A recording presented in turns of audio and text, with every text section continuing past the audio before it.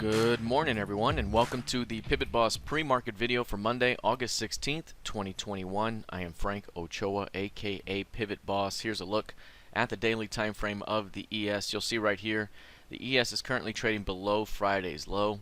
Friday had a very narrow range of movement, barely 10 to 12 points of range here for that day.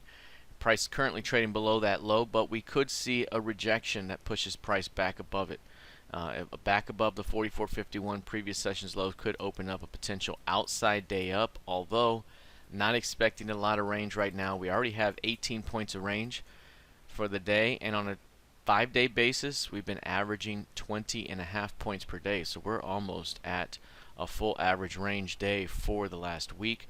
And over the last 2 weeks it's been about 26.5 points of range, so we still have a little bit more there, about 8 handles to reach that target. At the moment, we remain within a very bullish uptrending market. The bullish PIMA trigger zone remains intact. Any pullback, whether it's a wider pullback like a 4 to 5 day pullback of this magnitude, could still be a great buying opportunity. We have upside targets to reach here based off of this key range that we developed in July. We still have the 45.45 target above.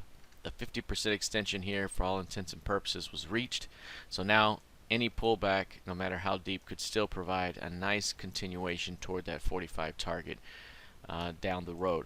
Right now, again, we're still deep into the summer doldrums, so we could continue to see very, very quiet range-bound action with an upward bias. All right, let's take a look now at the NQ.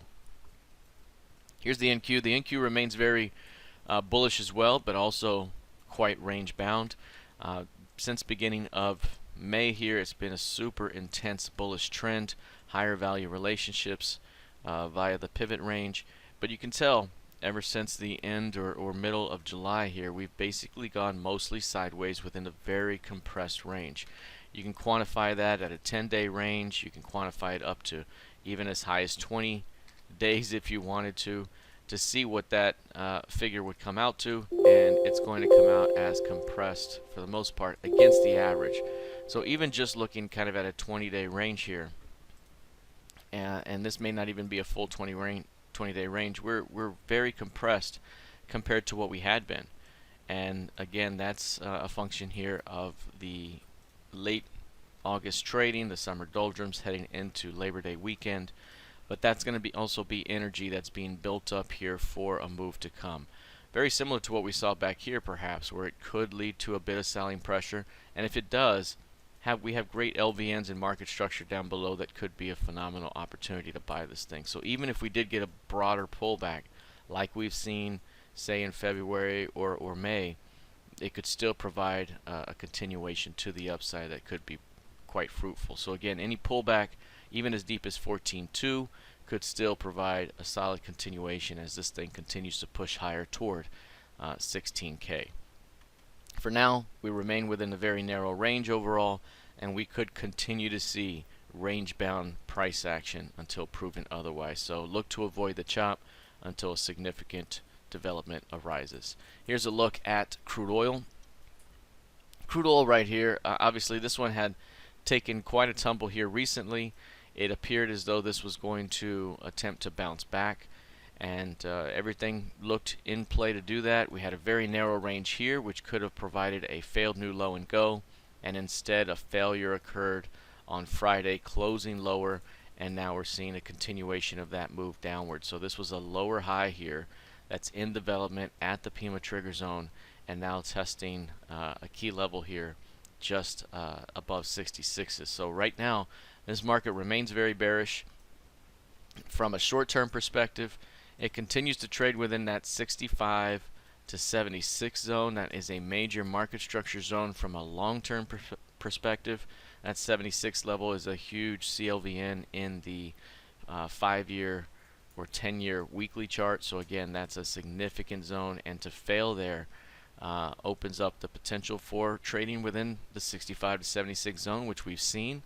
Now we need to continue to see bulls defend the 64-65 zone to keep price in range. Otherwise, a failure here could open up a return back toward the previous quarter's low. So we're right on the cusp here, sitting just above the previous quarter's midpoint. Again, 65 here, a failure to hold that level could begin to open up lower prices. As of right now, bulls continue to keep control of the overall trend, so expecting some sort of rejection of these lows for a bounce back up. Let's take a look now at gold futures. Gold here with a significant bounce back here ever since the flash crash. You can see a major selling pressure on that Friday. By Sunday night, we had a significant flash crash that did not take much time at all to push price down almost 100 handles in that quick flash. And now we're seeing a bounce back to the point of origin, through the point of origin, and all the way back. That could take us back up toward the 1800 level. That is the initial sell-off point from that Friday. This market continues to push higher. It's been a compress and breakout, compress and breakout type of routine here. So you can see this compression followed by an uptrending day, compression, uptrending day. Today, currently seeing narrow range compression, which could be followed with a continuation here throughout the week back toward 1800. So right now, the fact that price is holding above 1760 suggests any pullback, even as deep as that zone, could provide a bounce up toward 1800 ahead.